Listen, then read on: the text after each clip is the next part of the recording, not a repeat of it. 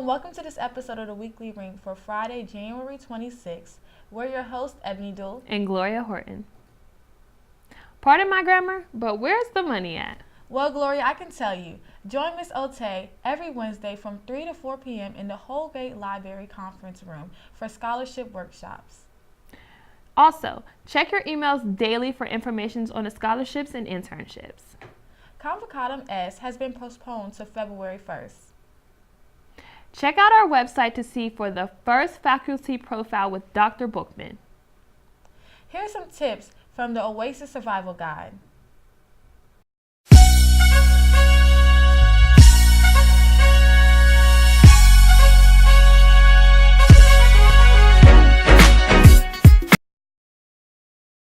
Hi, I'm Ebony. Hi, I'm Nia. Hey, I'm Ezra, and welcome to The Oasis Survival Guide.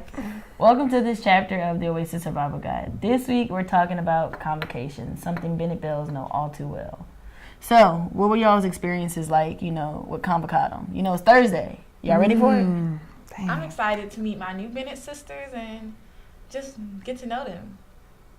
Same here. I think it's cool to see like the different types of people that come into Bennett, and then you see the different classifications that they are. So it's like, wow, okay, Bennett is a whole like melting pot of different colors, different women, different ethnicities, different cultures, all at one school. So it's going to be cool. So, with that being said, there are some things you need to know for convocations, like your white dress. Oh, Your white dress.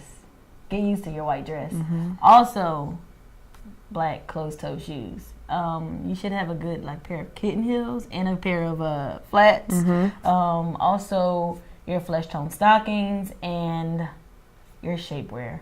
Mm-hmm. Yeah. Anything else y'all would add?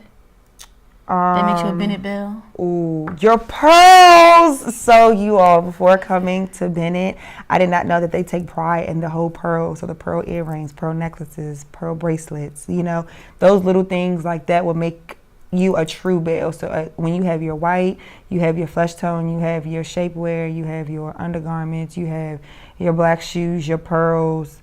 Like, you are a true Bennett Belle once you have that. So make sure you have that coming into Bennett for sure. So what would you guys say about weather-wise? If it's cold and then sometimes it's warm outside, how do you change up your white dress to accommodate the weather? As crazy as it may seem, I have two options. So one of the things I did was I shopped off season for white dresses. So when it was summertime, I was shopping for a long sleeve white dress, just maybe trying to find something. And when my options were all exhausted there, the other option, which has been my best option, is to just go and buy a off-white coat. Because you're not supposed to wear white in the winter. But so buy an off-white coat so that you can just wear it and they won't make you take it off. That, or at least wearing a dress that's going to keep you warm enough to where you can still stand outside of the chapel long enough until you get in, and then you'll be fine. Yeah, I agree. So, what would you do? All right, so this tends to be a thing. Girls come to Bennett, and they don't necessarily have the proper attire or white dresses. So, say you run into an incident where you don't have the proper dress. What would you do? What were some things, that can fix that?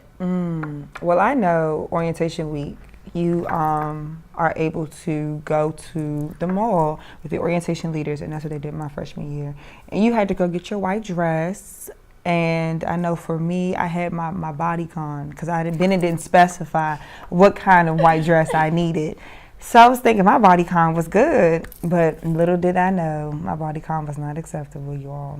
So make sure when they say let's go to the mall and get your white dress, you get the proper white dress. And if you don't know what kind of white dress, you ask your orientation leaders, what kind of white dress do I need to, for me to have throughout the whole year at Bennett. And then after, Bennett, you can still keep it if you want, of course. What would you think? My freshman year, they did the same thing. Or I should say freshwoman year, they did the same thing. We went to the mall, but I think I came in with a white dress. I would say don't just buy a white dress. You also need your stockings, your shoes. So if you don't have all that stuff together, then also ask your orientation leaders, what else do I need other than a white dress? And like you said, you don't want to have something too form-fitting, so you might want to try it on, because every dress fits us differently. I know I'm taller, so what might be long on a shorter person will be like really short on me. So try it on and let your sister see it, and they'll tell you what it looks like. And be careful with your heels as well. Make sure that your heels are at least 4 inches or shorter, because when you wear your white dress, you don't want it to look tightened up with your heels. So be careful of the heels, the height of the heel. I haven't seen Deja in a while. She's been skipping a lot of class. She's usually not like this. Oh, she's studying abroad this semester. She's going to Cyprus. When you're packing, what are some things you take with you? Let me think. My toothbrush, probably a couple outfits, you know, my charger for my phone, maybe a brush or a comb. That's about it. That's not enough. But Deja's going to show us how to properly pack for a study abroad trip. Check out.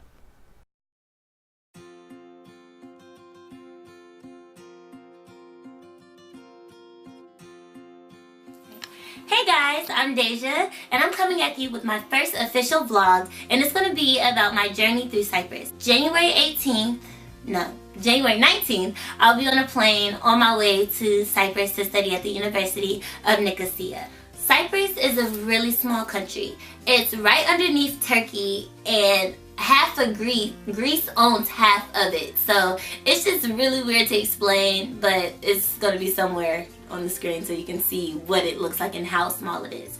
But even though the country is small, the school, the University of Nicosia, is way bigger than Bennett College. It has over 12,000 students. So why did I choose Cyprus?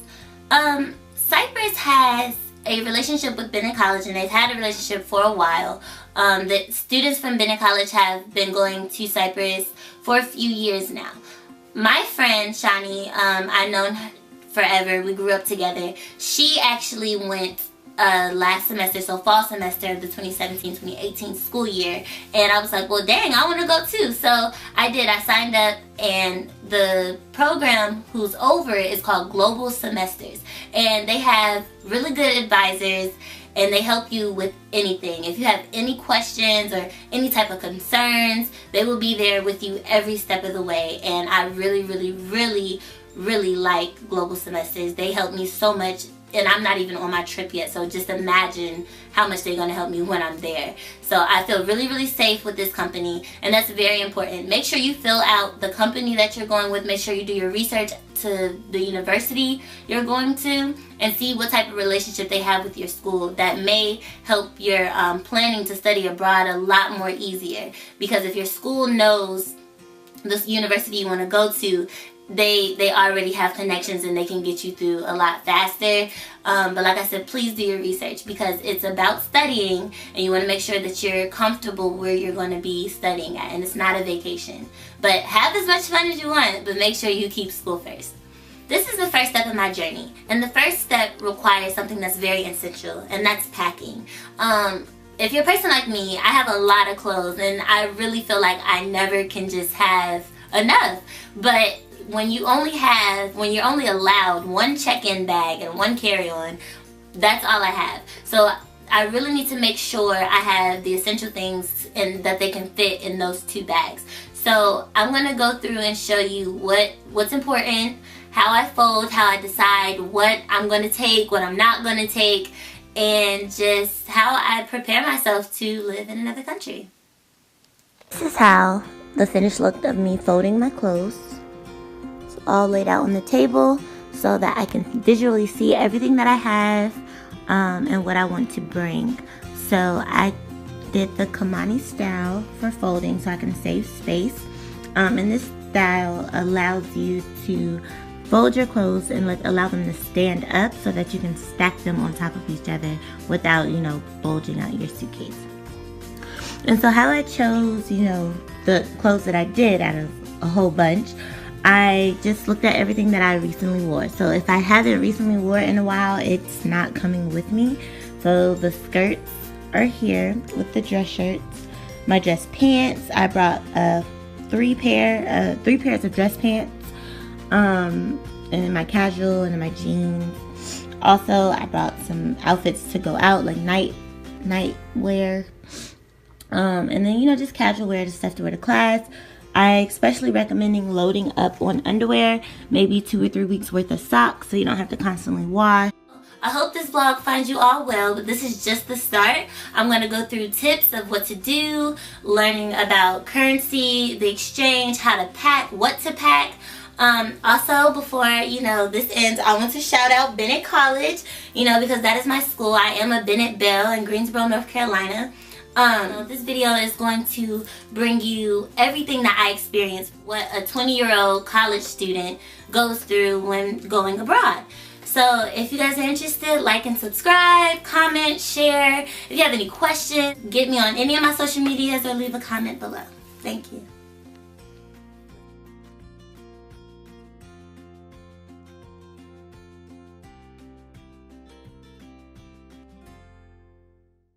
Well, Gloria, I guess I'll be needing a lot more than just my toothbrush. Absolutely. Tune in for more adventures from Deja here on The Weekly Ring. People are excited because Black History Month is coming up. February 1st is the anniversary of the Greensboro 4 sit-ins in 1960. Members of our department had a chance to interview David Richmond Jr., the son of one of the members of the Greensboro 4. He's also a campus officer here at Bennett College. Even though it took you till you were 18 to find out about your father and the Greensboro 4, how does it feel knowing that he said that was like the biggest impact that he had on the world and that was the greatest moment of his life, knowing that that was one of his accomplishments? How did it make you feel? It made me feel proud of him because I know how I feel about certain moments, and he did something special, and it was like I wasn't intimidated by it. I'm like, well, what am I gonna do? How did your daughters learn about your father, their grandfather? Well, through me, and to this day, I really don't think they understand like I do. It took me a while. They both have seen the statues over at A&T that I remember when they were unveiled, and when they took the sheet off of it, and I saw it for the first time, I looked up, and it was cloudy. The sun started shining, and for me, that was I'm like, Dad's looking down at this right now. If you would like to hear more from this interview, tune in this week to Bel Air Radio on Sirius XM, or our shows are archived on the Bennett College website. Next week, the Bennett College students will be covering the telethon and the gala at the museum. This week for the Health Line with Nancy, she got a chance to interview Dr. Gibson from the biology department. January is Cervical Cancer Awareness Month. Cervical Cancer Awareness Month is a month where we can raise awareness about how we can protect ourselves from HPV and cervical cancer. Dr. Gibson, how are you? I'm very good, thank you. So, as everyone knows, this month is about cervical cancer and awareness. And for those who may not know, what exactly is cervical cancer? So cervical cancer is abnormal cells that are found at the lining of the cervix. In general, cancer is caused by genetic alterations or mutations in the DNA, and that causes healthy cells to become abnormal. So one of the causative agents for cervical cancer is HPV, also known as human papillomavirus. And there's many different subtypes for human papillomavirus. There's some that are benign, that causes genital warts, and then you also have some that are considered to be hybrid subtypes. And these can lead to the development of cervical cancer.